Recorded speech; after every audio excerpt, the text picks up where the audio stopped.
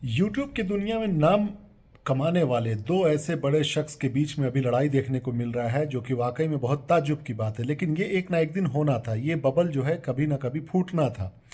क्योंकि जो इंसान आपको बेवकूफ़ बनाने की नीयत से और सिर्फ कोर्स के नाम पर लोगों को ठगने का काम करने का, वो आज न कल एक्सपोज हो जाएगा। वो भले आप कितनी भी चालाकी से आप काम करें, या कोई भी नेता आपके साथ हो, या किसी भी तरह की चीज़ों का आड़ आप ले, उसका आज न कल स्कैम में आपका नाम आना ही था। आपको भी पता होगा मैं दो यूट्यूबर किसकी बात कर रहा हूँ। एक तरफ है विवेक बिंद्रा साहब और दूसरी तरफ है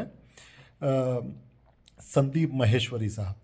तो हुआ क्या है, आप सब लोगों ने इसके बारे में जान ही लिया होगा कि जब संदीप माहेश्वरी साहब के प्रोग्राम में जब कोई युवा लड़का जो बिल्कुल अभी 20, 21, 22 साल, आपको भी पता होगा कि जब संदीप माहेश्वरी कोई भी प्रोग्राम करते हैं तो अपने पूरे प्रोग्राम में अंडर 25 के बच्चों को ही लाते हैं, क्योंकि उनको लगता है कि इन बच्चों को सही रास्ता दिखाना, गाइड करना, ये उनकी जिम्मेदारी है और इसी उम्र में बच्चों को सही गाइडेंस मिलना चाहिए। तो उसमें कुछ बच्चे आते हैं और सवाल उठाते हैं, ये जो कोर्स बेचने वाला चीज़ है उसमें आपको करोड़पति बना देंगे या लखपति बना देंगे या कोई भी इस तरह का बिजनेस सिखा देंगे जिससे आप पैसा छाप सकेंगे। इस तरह की बात करके जो लोग पैसे दिए थे और उनको कोई भी बेनिफिट नहीं दिखाई दिया, तो जाहिर सी बात है लोग थोड़े से नाराज़ होंगे और वो सवाल करेंगे।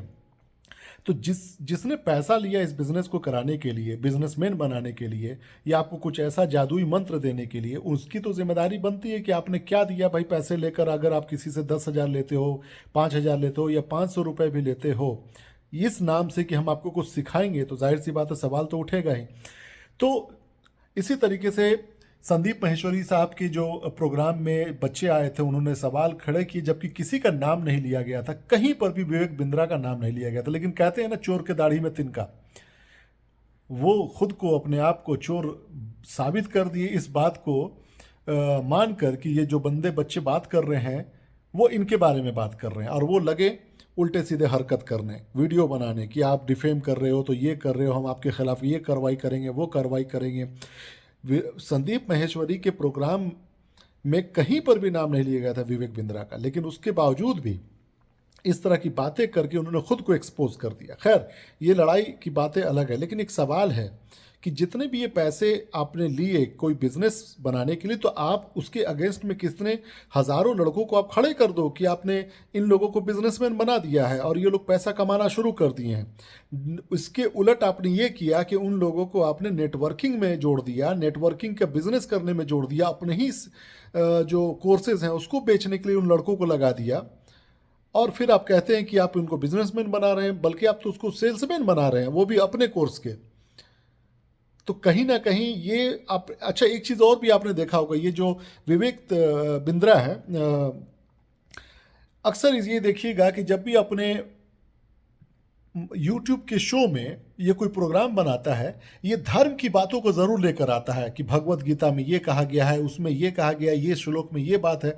ये पता है, ये कोई मजहबी धार्मिक आदमी नहीं है, ये धर्म का आड़ लेकर लोगों को बेवकूफ़ बनाने की कोशिश करता है। और आज देखिए सामने आ गई सच्चाई। देखिए, कोई भी इंसान जो है ना, जब भी अगर किसी भी चीज़ में धर्म का कॉकटेल बनाना शुरू कर दे, चाहे वो राजनीति हो, चाहे वो इस तरह के कोर्सेज का मामला हो, याद रखिएगा वो सिर्फ आपको बेवकूफ़ बना सकता है, बेवकूफ़ ही बनाना चाहता है। इसने लगातार जो है एक कहानी शुरू किया, कॉकटेल बनाया, अलग अलग चीज़ों का रेफरेंस देने की शुरुआत करी, और किस तरीके से लोगों को मोटिवेट करने के नाम पर लोगों को बेवकूफ़ बनाने का काम शुरुआत किया। नहीं भी तो 5,000 करोड़ रुपए से ज़्यादा का इसका स्कैम सामने आएगा, और आने वाले कल में ये सामने तो आएगा ही। तो देखना है कि कौन सामने आता है और कौन कौन झूठ है, कौन सच है, इसका पर्दाफाश कब होता है। विवेक बिंद्रा जो है, सॉरी विवेक क्या नाम है, बिंद्रा ही नाम है, हाँ। विवेक बिंद्रा के बारे में आप सब लोगों ने अब देख लिया। सच्चाई एक और भी सामने आई है कि उसकी वाइफ ने खुद, उसकी घर के लोगों ने, उसकी वाइफ के घर के लोगों ने एफआईआर दर्ज कराया है। और ये मोटिवेट करता है दूसरों को, जो जिसके घर में खुद मोटिवेशन की कमी हो, और अपनी बीवी पे हाथ उठाया, उसके कान के पर्दे फट गए, उसके चेहरे पे कई दाग है, इस तरह का इल्ज़ाम लगा है और एफआईआर दर्ज हुआ है। तो ये बंदा जो है सिवाय ठग करने के और कुछ नहीं है। बाकी आने वाला कल बताएगा कि किस तरीके के ये लोग जो हैं लोगों को बेवकूफ़ बनाने में माहिर किस तरीके से हो गए और आप कैसे बेवकूफ़ बन गए। सच्चाई यही है कि मोटिवेशन के नाम पे आज की तारीख, इतना मोटिवेशन की ज़रूरत भी क्या, मुझे ये समझ में नहीं आता अपने देश में। अपना देश यंग देश है, हमारे पास इतने स्कोप हैं काम करने के लिए, अलग अलग बिजनेस खड़ा करने के लिए, मेहनत करने के लिए, पढ़ाई करने के लिए, उसमें अपने देश में मोटिवेशन की क्या ज़रूरत है। एक होता है कि भाई आपके पास अथाह पैसा पड़ा हुआ है, आप लखपति हैं और आपके पास कुछ करने को नहीं है, आप एकदम डीमोटिवेटेड हैं, तब एक बात समझ में आती है भाई आप मोटिवेटेड होकर काम करो। यहाँ तो सारा खाने का ठिकाना नहीं है, नौकरी का ठिकाना नहीं है, और उसमें भी आप मोटिवेशन ढूंढ रहे हो। पहले अपनी पढ़ाई जो बेसिक है वो पूरी हो जाए, पढ़ाई करने के बाद से एक अपने अंदर कोई ना कोई एक स्किल पैदा कीजिए। याद रखिएगा कोई एक स्किल ही होगा जो आपको कामयाब बना सकता है, बगैर कोई एक स्किल के कभी भी कोई कामयाब नहीं हो सकता है, चाहे आपको कोई कितना भी मोटिवेटेड कर दे। मोटिवेशन में अक्सर एक चीज़ देखिएगा कि एक झूठी कहानी बेची जाती है, एक झूठी कहानी सुनाई जाती है, और अक्सर वो कहानी जो होती है जिसका कोई बेस नहीं होता लेकिन सुनने में बड़ा मज़ा आता है।